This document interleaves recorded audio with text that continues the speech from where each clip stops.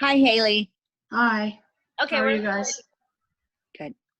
Okay, we all here? Okay, this is Buddy Not Buddy. This is a literature, I can't even pronounce it, but you know, our group. And I am doing chapter 10 and 11, page 53 to 107. And I have the 4 questions, and you guys are going to have to tell me, I don't summarize it. Somebody else summarizes it. Yeah, correct? I I just summarize. asked my 4 questions. Yeah, I just did that wrong last week. Okay, so do I let the summarizer go first and then I ask my 4 You can pick, questions? 'cause you're Is that what we directing the want to group. do? So do you want me to Okay. go since I'm the Well, I'm summarizer? going to put my 4 questions.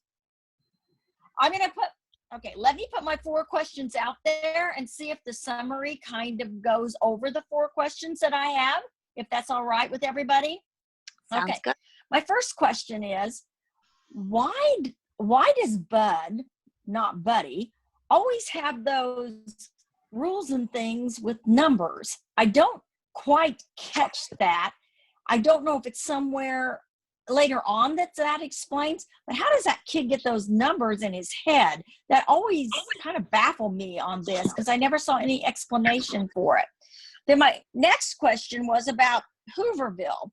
And I did a little research on this, but why did they call it Hooverville? It had something to do with President Hoover, but what exactly did it do? I mean, why were they calling it Hooverville after President Hoover? That was my second question. My third question was when they were in Hooverville, this one gentleman said to them, and I'm just going to take it out of the book, to Bud and Bugs, you are near to home than you'll ever get. And that was on page 68. I didn't quite catch the drift of that. Maybe you guys did. And then this is on page 105. The old man in the car tells Bud about OWOSSO folks. Is it Owosso? I can't know how to pronounce that city.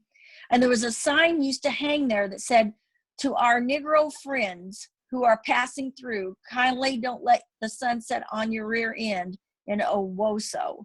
And that was on page 105. I didn't quite understand that either. So I had a couple other questions too. I was kind of lost.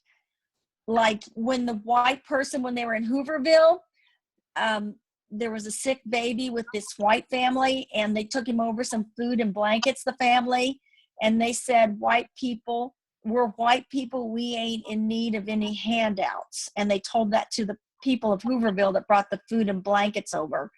And I didn't quite catch the drift, although I know in the time frame that it was set in, Negroes, as they called them in the book, or black people, were, you know, just coming off of slavery and things, so they were treated differently. But those are my questions. So I'm going to let you take over, Haley, and summarize.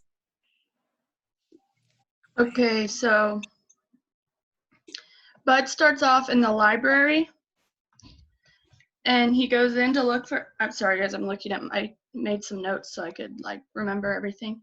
He goes in looking for Miss Hill, like hoping for her help, and he finds out that she got married and she moved to Chicago, and he's a little bummed about that. And so he leaves the library, and then he's sleeping, and he wakes up to like someone staring at him, and the person like jumps on him, and he grabs his knife because he's scared, and he realizes that it's his friend Bugs from the home, and he's like excited to see him, and he realizes that he's headed south, and he wants to go with him, and so they're looking for Hooperville, and then they figure out it's really not called Hooperville, it's Hooverville. So they're following the creek, and they come upon some music, and they smell food, so they realize they're finding something.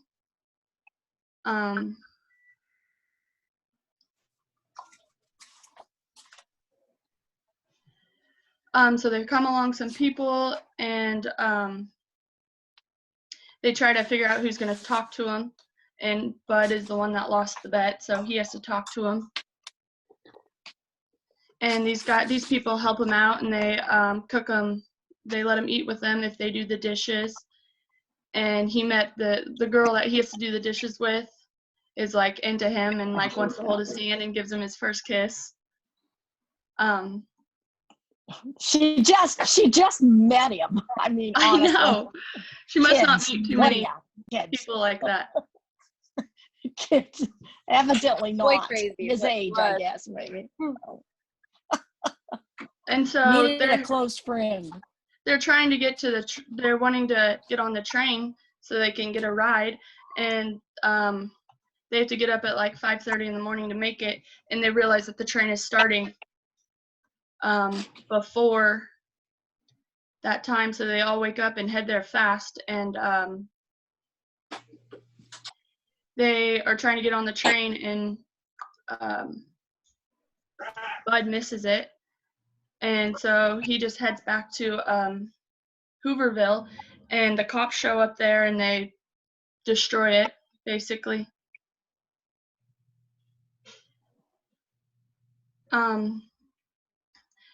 Then Bud decides to hurry back to Flint so he can get some breakfast. Sorry guys, just trying to read through all these and summarize it a little bit. And then he visits the librarian that helped him, and inside the library he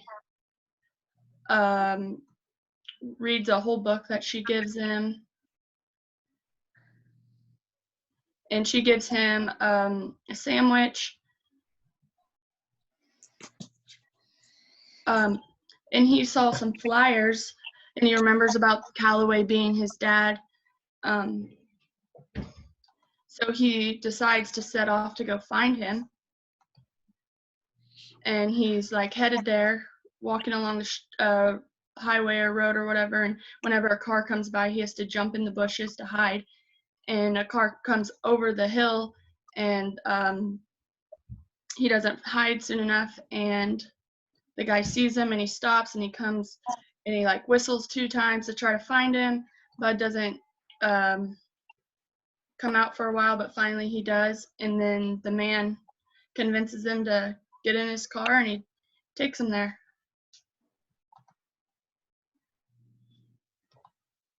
And I think that was about the end. Oh, I thought this was crazy when Bud thought he was a vampire, so he gets in the car first and logs his face off. And then, yep, that was the end of it. I thought that part was pretty fun, like pretty interesting. Like, how does he even know how to run a vehicle? Clearly, he didn't do it so very well. He breaks Right. right down the street. And the guy that gives him a ride is probably one of my favorite characters in the whole Yeah, book. he's so generous and like Yeah. kind, and I was surprised. Like, one of my questions has to do with this for the next part. Like, Whoa. if you like, would you have trusted him, or like, did you guys, you know? Very good. Yeah. Okay, Kate, who do you want to go next?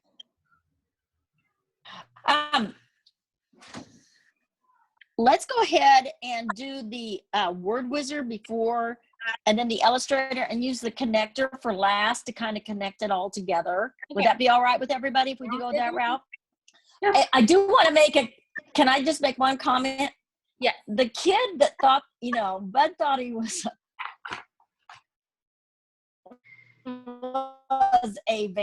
he's young, he jumps in that car and he sees blood, contains. I could see where he could think it was a vampire. I would probably have Yeah, those same I actually got thoughts. worried about Yeah, scary. started to drive off though because of the sign, about like it worried me. I was like worried about Mr. Lefty because I was like, oh my gosh, what's gonna happen to him? He's in a bad part of town. He just got done explaining it to him, like, you don't want to be in this town because they're not nice to Black people. Mm-hmm. So I was like worried about him. So I was really happy that the car stopped. So, okay. So for the word wizard, I picked the word doggone because even though I think a lot of us know what that means, I think like little kids reading that for the first time probably wouldn't because it's not common language for nowadays.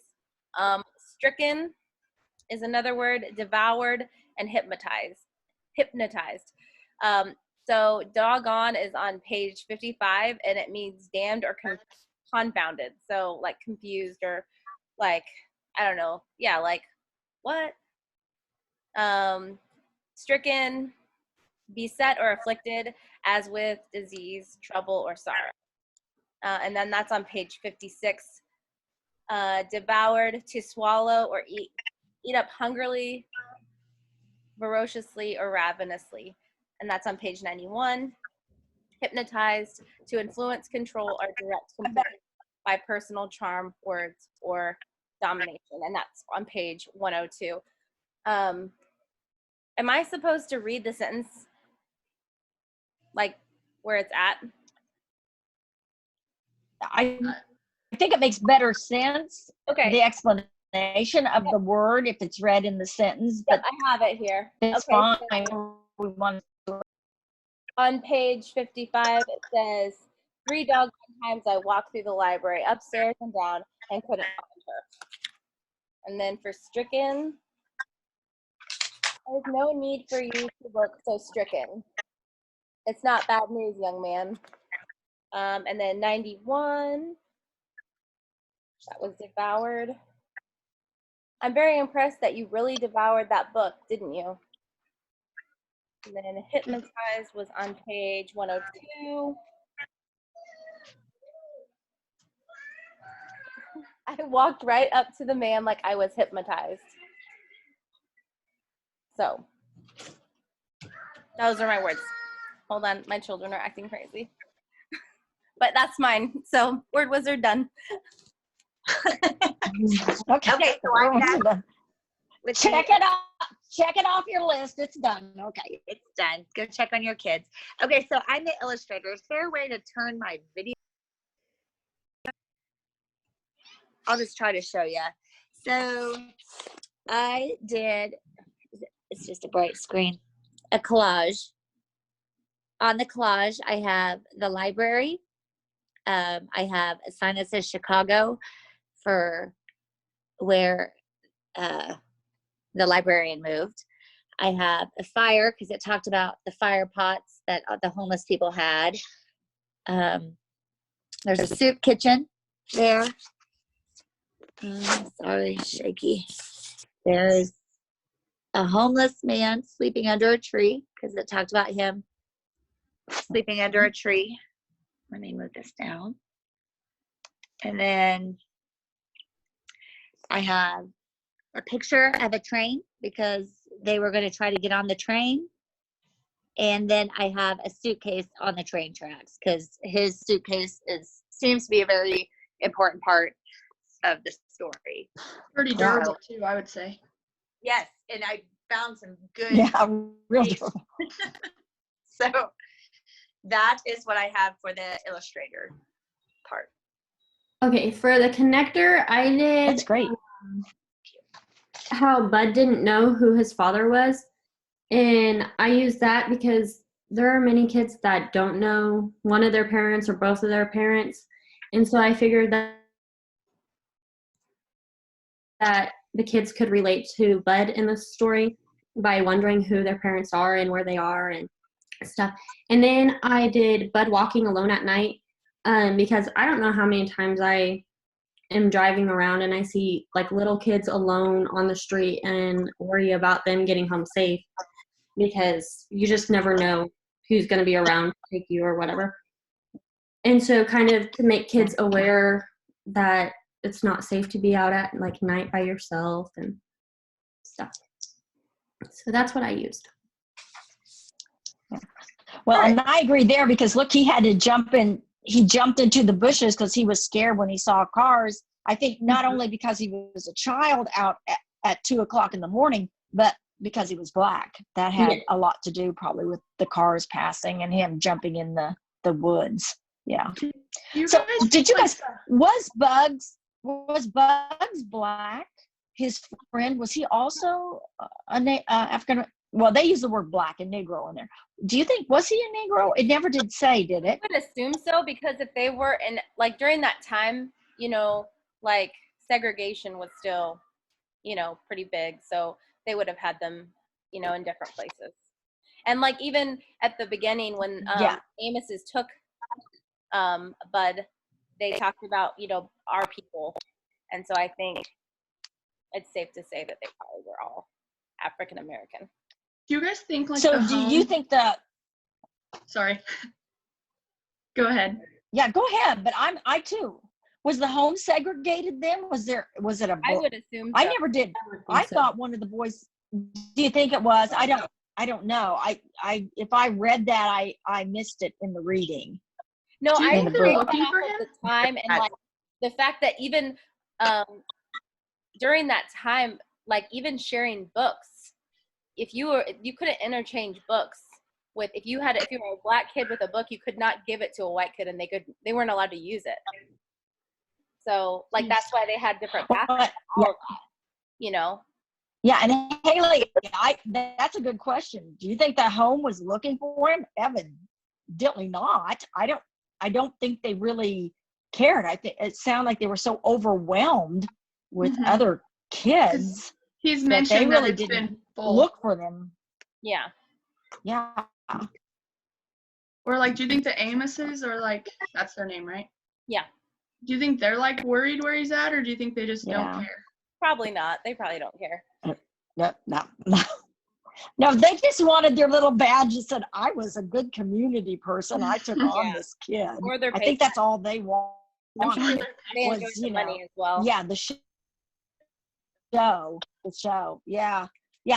But when we talk about that Hooverville, I kind of did some research on that, and I was amazed that how many Hoovervilles there was. Hoovervilles all over the United States because of the Depression. And President Hoover was the president. He was the president at the time that the Great Depression, people couldn't get jobs and stuff, and they were kicked out of they were homeless. And so this is what they did, and they usually did it by major cities, it said, around water sources, so they would have water rather than, you know, they needed the water is life sustaining, so they needed the water sources. So they usually were around rivers or creeks along there, close to the railroad tracks. That's what they were. And then it compared it, this one article compared it to, what was it, here just recently, when people are homeless and how they're living in shanty shacks, they call them. So it's kind of just went full circle from the economic part of it. And that, I was amazed with that. I had never thought about, I guess, you know, 1920 was quite a while back. I just never thought about that. I was more thinking about racism than I was about, you know, shanty shacks and things like that. So. Do we need to discuss the 4 questions? Well, Is that like, I discussed one. I just discussed one. The other thing I just want to point out is we have 4 But minutes and 15 seconds before this cuts out. okay, I just have one question for everybody. Why in the world did he have those rules and things? What was the reason for those being in his head? Did he make those up himself? Did his mother set rules and things? And then why did he put numbers? Like rules and things, number 63. if he Hannah, doesn't have do those you written know? down? Hannah's smiling like she knows. She read the whole book. How does he remember them if So- he doesn't have them written down? That's what I wonder. How does he remember what number they go to? And I can follow them. Mama said a door, when a door shut, another door is open, because as he moves forward, he's opening another door to go forward, you know, part of his life. But I don't understand that rules. Okay, Hannah, spill the beans. What is it? What's the I rules actually, and- it doesn't ever give an things? actual reason for why he has those rules. So I don't know. I was just smiling because I thought it was really interesting. And With the there numbers. is He's got something numbers to it behind later every that one I of them. think, like, it makes me think of that, but we can tie that in at the end. I can't give any. Yeah. like, Okay. Well, So, but there, it does Okay. remind me of something later on in the book. That's why I was smiling.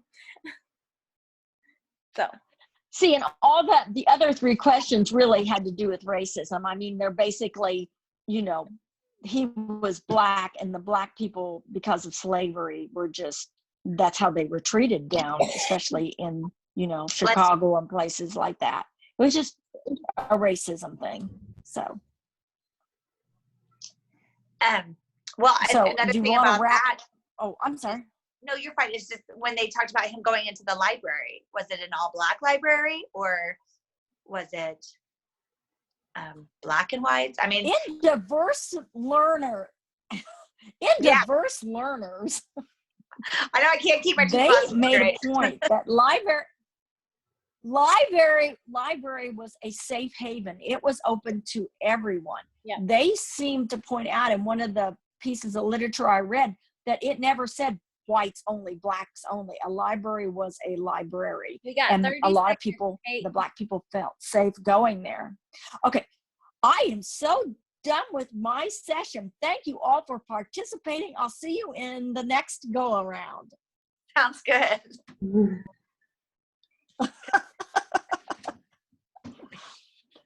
Unreal.